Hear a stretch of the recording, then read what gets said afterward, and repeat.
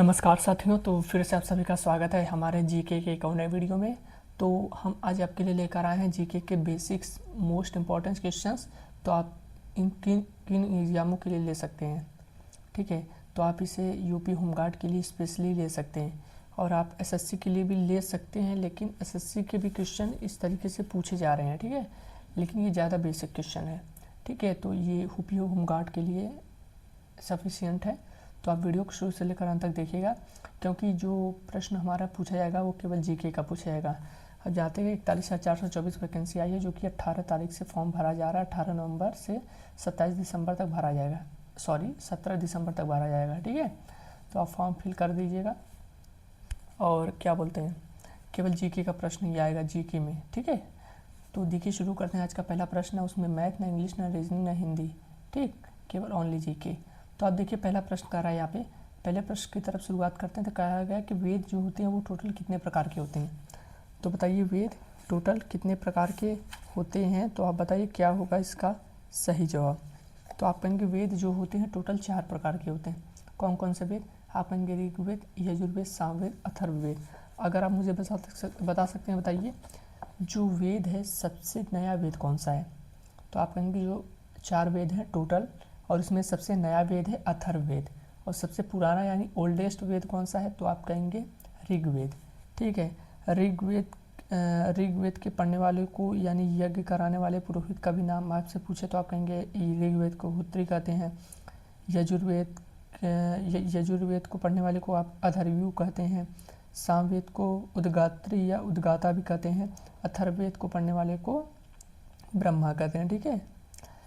तो ऋग्वेद ये भी पूछा जाता है कि सभी चारों जो वेद उसके उपवेद बताइए, ठीक है। जैसे एक नाम होता है ना, किसी का नाम होता है तो उसका उपनाम भी होता है। तो जैसे ऋग्वेद है, तो ऋग्वेद का जो उपवेद है वो है आयुर्वेद।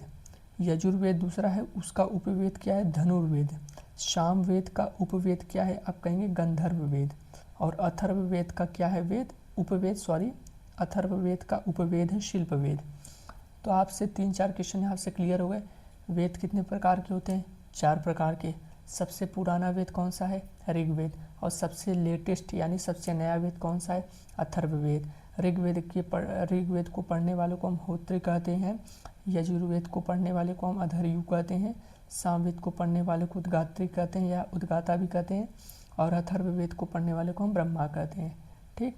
इतना पॉइंट क्लियर। और फिर उनके उपवेद की तरफ चलेंगे। तो ऋग्वेद का उपवेद आयुर्वेद, यजुर्वेद का उपवेद धनुर्वेद, सामवेद का उपवेद गंधर्ववेद और अथर्ववेद का उपवेद शिल्पवेद, ठीक है। इतने पॉइंट्स क्लियर हो गए हैं आपके। फिर अगला देखें।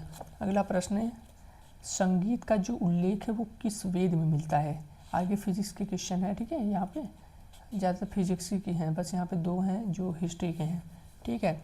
तो बताइए संगीत का जो उल्लेख है वो कौन से वेद में मिलता है। तो आपके संगीत का जो उल्लेख है वो मिलता है आपका सामवेद में। सामवेद में संगीत का वर्णन मिलता है। जैसे बता सकते हैं कि जादू टोना, ये टोटका वगैरह, ये सब किस में मिलता है। तो आप कहेंगे अथर्ववेद में मिलता है, ठीक है। अथर्ववेद में मिलता है। लेकिन जो संगीत का उल्लेख है वो कहाँ पे मिलता है? तो आप कहेंगे सामवेद में मिलता है। जिसमें शाम का अर्थ क्या है? शाम का शाब्दिक अर्थ होता है गान, ठीक है। शाम का अर्थ होता है ज्ञान। फिर इसमें और कुछ चीज़ें अगर हम देखना चाहें तो और क्या देख सकते हैं। जैसे सामवेद हो गया, और इसका उपवेद आप जानते ही गंधर्ववेद होता है, ठीक है। तो इतना ही जानिए और ज़्यादा कुछ नहीं है इसमें। अगला देखिए, वेद का वेग, वेलोसिटी। वेग का जो मात्रक यानी यूनिट होती है, इकाई क्या होती है? What is the unit of velocity?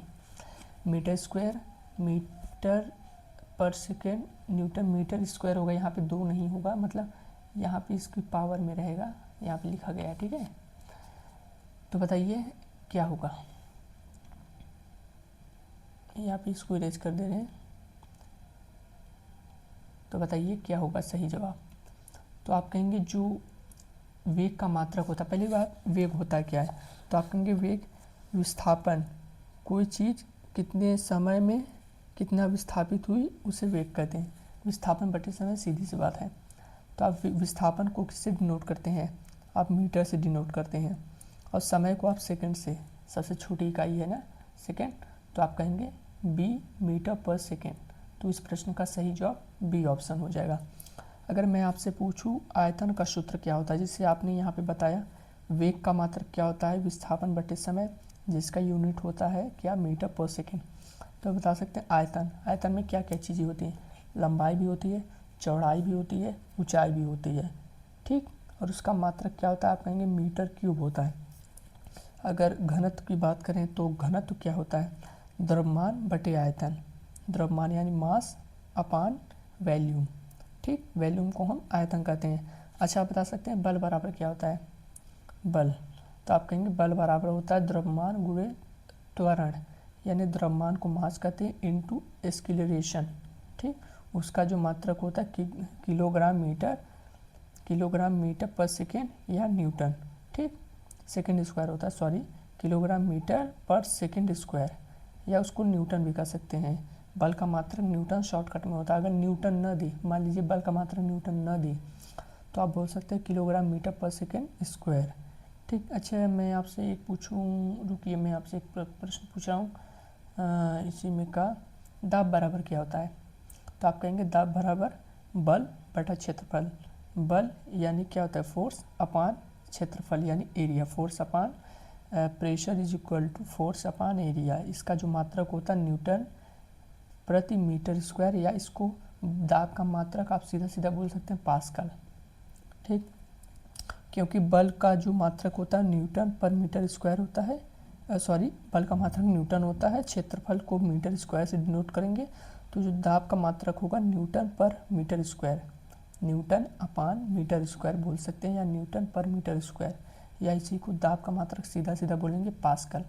अगर पास्कल न दिया होगा तब यहाँ पर क्या बोलेंगे, न्यूटन पर मीटर स्क्वायर, ठीक। और एक पूछूं मैं आपसे, और बता सकते हैं क्या, चाल बराबर क्या होता है, सिंपल सा, चाल बराबर क्या होता है, distance upon time, speed equal to distance upon time, यानी दूरी को हम किससे डिनोट करेंगे। अगर इसका मात्रक मैं पूछूं तो दूरी क्या होती है, लंबाई में एक तरह से होती है तो मीटर बोलेंगे, और समय को हमेशा सेकंड में बोलेंगे तो मीटर पर सेकंड, दूरी बटा समय, दूरी को लिखेंगे मीटर, उसके बटे में लिखेंगे सेकंड, तो मीटर पर सेकंड, ठीक। इसकी बीमा भी याद कर लीजिएगा, जिसे मीटर को हम एल से डिनोट करते हैं, ठीक, और टी से टाइम सेकेंड, तो एल टी पावर -1, ठीक। इसका बीमा हो जाएगा, बीम सूत्र। अच्छा बता सकते हैं कि जो डायनमो है उसके जो आविष्कारक हैं वो कौन है। तो डायनमो का जो आविष्कार किया था वो किसने किया था, तो आप बताइए, Karl Benz, Graham Bell, Michael Faraday, या इनमें से कोई नहीं। बताइए क्या होगा इसका सही जवाब। तो आप कहेंगे Michael Faraday, Michael Faraday dynamo का आविष्कार किया था इन्होंने, ठीक है। अच्छा बता सकते हैं ये कहाँ के थे, तो आप कहेंगे इंग्लैंड के थे, ठीक है, ये इंग्लैंड के थे। अच्छा आप बता सकते हैं कि जो मैं आपसे सिंपल सा प्रश्न पूछा, बेसिक, बिल्कुल बेसिक, कंप्यूटर का आविष्कार किसने किया था। मैं आपको 4 ऑप्शन दे सकता हूँ, J C Bose, Charles Babbage, John Dunlop, और एक कोई नाम जैसे यही लीजिए माइकल फैराडे। बताइए क्या होगा। तो आप कहेंगे जो कंप्यूटर का जो आविष्कार किया था वो कंप्यूटर का आविष्कार किया था चार्ल्स बेबेज ने किया था, ठीक है। अगला देखें, टेलीफोन का आविष्कार बताइए किसने किया था। बेसिक प्रश्न है, टेलीफोन का आविष्कार किसने किया था। आप जितने भी आविष्कार हैं सभी को याद कर लीजिएगा, वरना मैं एक दिन में, मतलब एक में सभी वीडियोस करा दूंगा आपको, उसके जो वेरियस डिवाइसेस एंड दीगर इन्वेंटर्स, यानी उनके जो उपकरण हैं और उनके जो आविष्कारक हैं, ठीक है, उनको मैं एक वीडियो में करा दूंगा। तो बताइए टेलीफोन का आविष्कार किसने किया था, Karl Benz, Graham Bell, Michael Faraday, या थॉमस न्यूकोमेन। बताइए टेलीफोन का आविष्कार किसने किया था। तो आप कहेंगे सीधी सी बात है ग्राहम बेल, ग्राहम बेल इसका सही जवाब हो जाएगा, ऑप्शन नंबर बी हो जाएगा। अच्छा मैं आपसे प्रश्न पूछ रहा हूँ एकदम सिंपल सा पूछो, टेलीविज़न जो टीवी है उसका आविष्कार किसने किया था। तो आप कहेंगे फिलो फॉन्सवर्थ नाम के व्यक्ति थे, जिन्होंने टेलीविज़न का आविष्कार किया था। अच्छा जी, जो यहाँ पर ये है डायनामो, माइकल फैराडे है। तो माइकल फैराडे ने ट्रांसफार्मर का भी आविष्कार किया, सॉरी खोज नहीं बोलते, आविष्कार। कोई चीज़ जो किसी चीज़ से मिलकर बनाई जाए आविष्कार होता है। खोज का मतलब होता है यानी वो चीज़ अस्तित्व में थी, हम किसी चीज़ को पहले खोज के, मान लीजिए मूर्ति बहुत सालों से गुम हुई है, भगवान की मान ली मूर्ति, और कई सौ सालों बाद उसको निकाली गई। मान लीजिए प्राचीन समय में मध्यकालीन भारत में या आपकी प्राचीन भारत में कोई मूर्ति पाई गई भगवान की, और हमारे साइंटिस्टों द्वारा खोज के उसे निकाला गया 700 साल बाद, 800 साल बाद, 1000 साल बाद, तो हम कहेंगे कि खोज हुई है। खोज का मतलब वो चीज़ें पहले अस्तित्व में थी। जो चीज़ें नई बनाई जाती हैं वो अस्तित्व में नहीं होती, तो उसे हम आविष्कार बोलते हैं। अब जैसे डायनामो पहले थोड़ी ना था, डायनामो तो बनाया गया है चीज़ों से मिलाकर, तो उसे आविष्कार बोलेंगे। टेलीविज़न भी पहले नहीं था, तो टेलीविज़न का खोज नहीं हुआ है, टेलीविज़न क्योंकि पहले था नहीं, टेलीविज़न का आविष्कार हुआ है, टेलीविज़न को बनाया गया है। अब मोबाइल की बात करें, लैपटॉप की बात करें, कुछ की बात करें, ऐसी चीज़ें जो मानव द्वारा निर्मित की गई हों, किसी चीज़ को मिलाकर बनाई गई हों, ठीक है, तो उसे क्या बोलते हैं, आविष्कार बोलते हैं। अगला देखें, इंद्रधनुष में कितने रंग होते हैं, बताइए। इंद्रधनुष में कितने रंग होते हैं? 7, 6, 7, 8, 6, 9, बताइए। तो आप कहेंगे इंद्रधनुष में टोटल 7 रंग होते हैं। बैजनी हपिनाला, एक फार्मूला था ना, विबज्योर या बैजनी हपिनाला, बैजनी, बैगनी हो गया, जल से क्या हो गया, अच्छा मतलब 7 रंग हैं, आप समझ जाइए, बस 7 रंग है, ठीक है। अगला देखें, ओम किसका मात्रक होता है? ओम किसका मात्रक होता है? प्रतिरोध का। प्रतिरोध यानी रेजिस्टेंस, आवेश, ठीक है। आवेश का मतलब होता है धन आवेश, ऋण आवेश, आप नहीं पढ़ते, पॉजिटिव चार्ज, आवेश को चार्ज बोलते हैं, ठीक है। कार्य का मतलब वर्क, जड़त्व का मतलब होता है, इंग्लिश में क्या बोलते हैं उसको, जड़त्व को, चलिए नहीं मालूम, जड़त्व को इंग्लिश में पता नहीं क्या बोलते हैं, ठीक है। ओम किसका मात्रक होता है? आप कहेंगे रेजिस्टेंस का मात्रक होता है, प्रतिरोध का मात्रक होता है। तो इस प्रश्न का सही जवाब ऑप्शन नंबर ये हो जाएगा, ठीक है। आप ये अगला बताइए कि 1 किलोवाट कितने वाट के बराबर होता है? 1 किलोवाट यानी 1 किलोवाट कितने वाट के बराबर होता है? आप बता सकते हैं वाट किसका मात्रक होता है? आप इसका जवाब कमेंट करिएगा। 1 किलोवाट क्या 1000 वाट के बराबर होता है? 100 या 1000 या 1 लाख या सैकड़ा हज़ार, 10 लाख, 10 लाख, करोड़, 1 करोड़ वाट के बराबर? तो आप कहेंगे 1 किलोवाट 1000 वाट के बराबर होता है। तो ऑप्शन नंबर बी हो जाएगा, ठीक है। ऑप्शन नंबर बी, 1 किलोवाट 1000 वाट के बराबर होता है।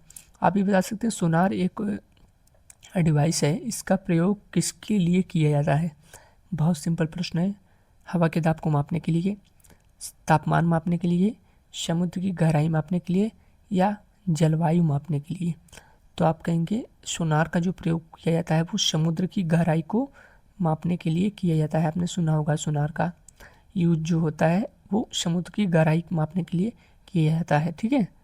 मुझे यहाँ पे प्रयोग नहीं करना चाहिए था, हम एक्सपेरिमेंट थोड़ी ना कर रहे हैं सोनार पे। प्रयोग और उपयोग में फ़र्क होता है, यहाँ पे ये नहीं होगा, प्रयोग में आप करिएगा उपयोग। सोनार का जो उपयोग है वो समुद्र की गहराई मापने के लिए किया जाता है। एक्सपेरिमेंट यहाँ पे थोड़ा, क्योंकि ये चीज़ बन चुकी है तो इसका प्रयोग हम दूसरी चीज़ की जानकारी प्राप्त करने के लिए करेंगे, ठीक है। अच्छा बताइए, शक्ति का मात्रक यानी powers, what is the unit of power? What is the unit of power मतलब शक्ति? न्यूटन, जूल, वॉट या मीटर स्क्वायर? तो आप कहेंगे जो शक्ति का मात्रक होता है वो होता है वॉट, ठीक है। हम ये नहीं बोलते बल्ब जब आता है तो हम कहते हैं कितने वाट का बल्ब है, 7 वाट का, 20 वाट, पहले तो 100 वाट का बल्ब आता था जो, ठीक है, हेलोजन वाला बल्ब, नहीं हेलोजन, हाँ हेलोजन ही उसको बोलेंगे। 10 रुपये का आता था, ठीक है, 10 रुपये का 100 वाट का बल्ब वो होता था, ठीक है। तो शक्ति का जो मात्रक होता है वो होता है वाट। और पी बराबर इसको डिनोट करते हैं पावर यानी पी से। पी बराबर क्या होता है? तो आप कहेंगे W/T। और टी यहाँ पे क्या है? आप कहेंगे टी यहाँ पर वर्क है। कार्य का मात्रक क्या होता है? जूल होता है, और जूल होता है, टी का मतलब सेकेंड, तो इसका मात्रक भी बोल सकते हैं वॉट होता है या जूल प्रति सेकेंड, क्योंकि पी बराबर W/T यानी कार्य बटे टाइम यानी कार्य बटे समय। तो वर्क को क्या बोलेंगे? कार्य। कार्य का मात्रक क्या होता है? जूल, तो जूल टाइम को सेकंड यानी जूल प्रति सेकंड। तो ऑप्शन नंबर सी हो जाएगा, या वाट भी हो सकता है, वाट भी ज़्यादा पूछा जाता है अगर ये ऑप्शन में ना दे तो, तब इसको हम लगाएंगे।